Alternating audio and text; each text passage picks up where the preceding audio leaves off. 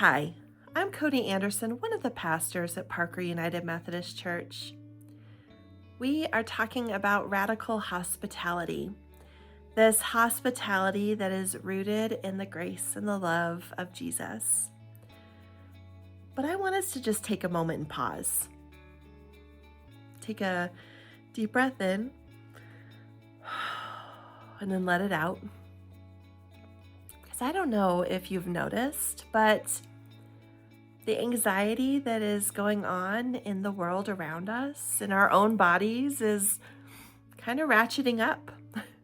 Now, that's normal, I think, for November. I think it's normal because we begin to prepare for the holidays, right? Thanksgiving is right around the corner, and then we have the season of Advent and Christmas. Our schedules tend to get busier this time of the year, and so our anxiety rises in those moments. But also there's this expectation that we have and we want to live out that everything's going to be great. The food's going to be perfect.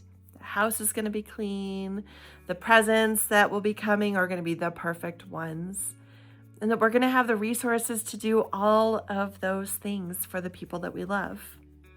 So anxiety is normally a little bit higher this time of the year. But then you add this actual season, a season of a government shutdown, of people who are not able to work, for people who have to go to work but aren't paid. You have this season of SNAP benefits all of a sudden not being there for people who need it. And those aren't just people who are out of a work always. It's our children. It's people who have a disability. It's our seniors. It's single moms and single dads. It affects a lot of people. And then on top of it, you have health premiums that are skyrocketing and our prices that continue to climb. And when all of that is happening, whether it's happening to us or to our neighbors, our friends, our anxiety rises, right?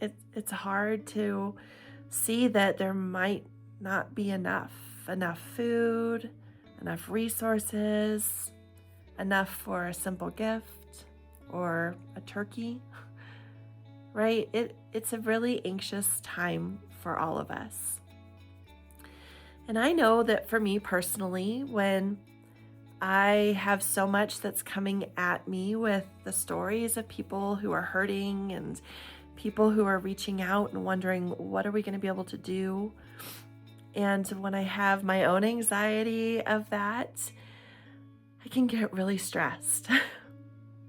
My natural instinct is to sometimes lash out because I'm frustrated or I'm angry or I don't have space to hold it all.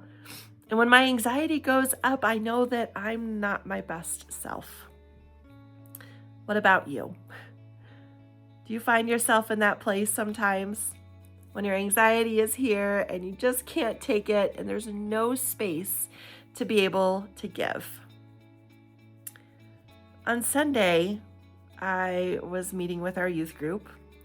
And we've been talking about giving, about extending hospitality to other people, about service. And I invited our youth to take their hand and to clench it, to think about all those things that are hard for us to let go of. Maybe it's our relationships with others, or it's our time, our energy, our emotions. Maybe it's our resources, our financial resources, or maybe it is that space of just being open. It's too hard, and so we clench. We clench and clench and clench. And there's no room for anything else to be given to us because our hands are clenched and we can't receive.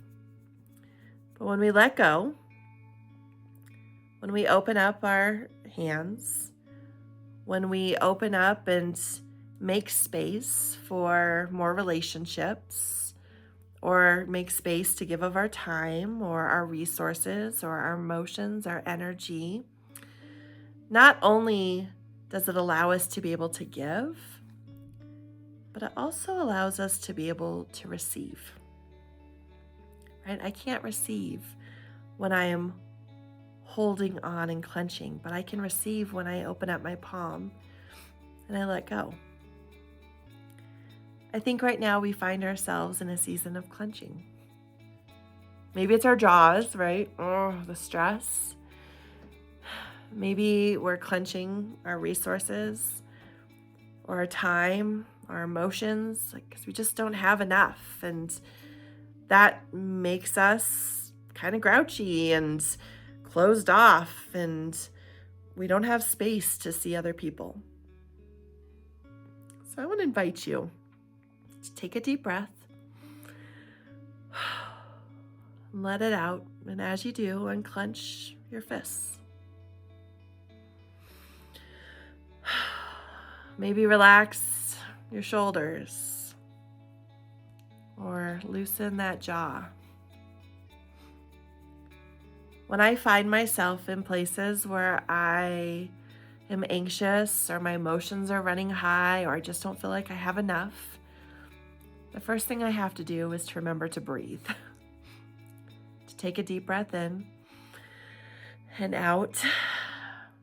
And remember that God has graciously given me that breath, that air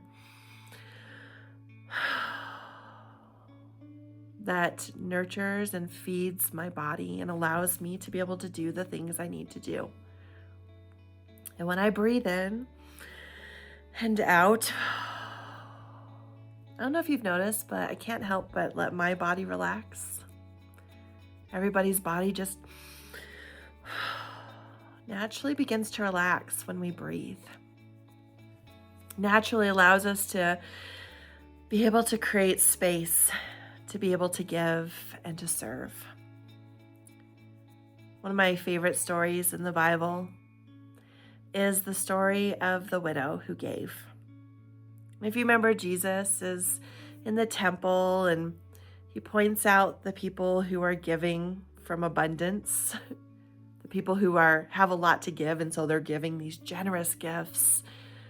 But the widow comes in and she gives what she has, which is just a mite. It's like a penny or a nickel, right? It's a very small gift, but it is all that she has, she gives. And Jesus says that she's blessed because she didn't give out of her abundance. She gave all that she had. Wonder what that says for us. What it might look like for us to radically give of ourselves, of our time, of our energy, of our emotions, to be able to give the little that we have and what we might be able to get in return. I think about the people who are in this season, who are stretched beyond their means, who are trying to use every cent that they have of their paycheck, and they're worried and they don't know if they'll have enough.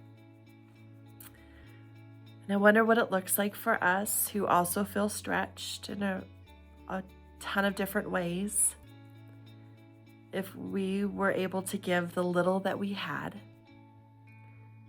to be able to take a deep breath and trust that God will provide for us, and we're able to give to others.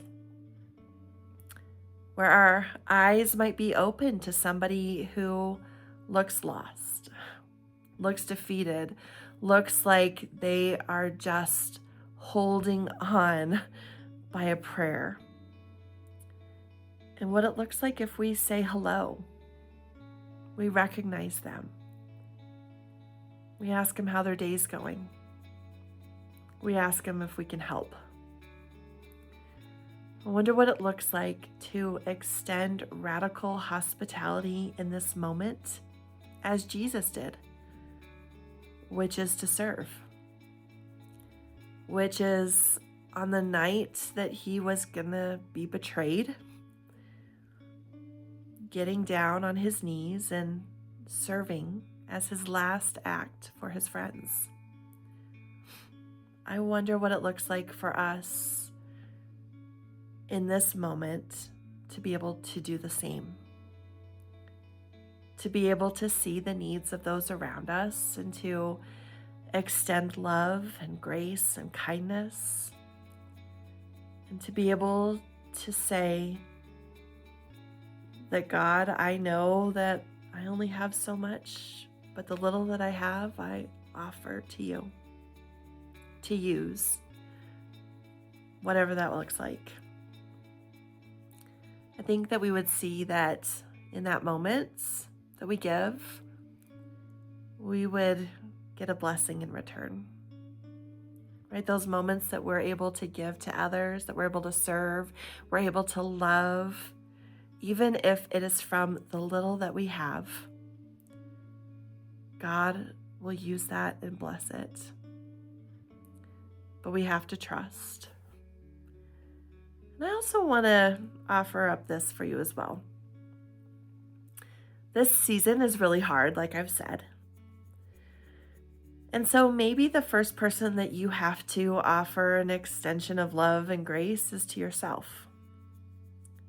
To remind yourself that you're not perfect, that you're carrying a lot, and to allow yourself to have some space to be able to breathe and to be able to pray and to be able to connect with God.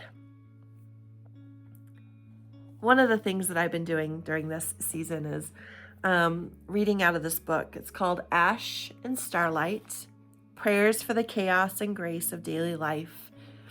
And it's by Ariane Brathwaite-Len. And I wanted to share this prayer with you today. Maybe this is how you can start off your day or your moments, whatever that might be. In this day, O God, may I be alert, may I be kind, may I be compassionate, may I be authentic, may I be generous, may I be forgiving, may I be honest, may I be brave, may I be forgiving again, may I be open, may I be creative, may I be strong. May I live from my intentions, not simply my habits. And may I hold closely in prayer the people you bring to my heart and mind right now. May I focus, may I trust, and above all, may I be yours. Amen. Let's ground ourselves in God's love, abiding in that love that carries us and nurtures us. And let us extend that love, that grace, even if it's a little, to those around us who need it. Go in peace.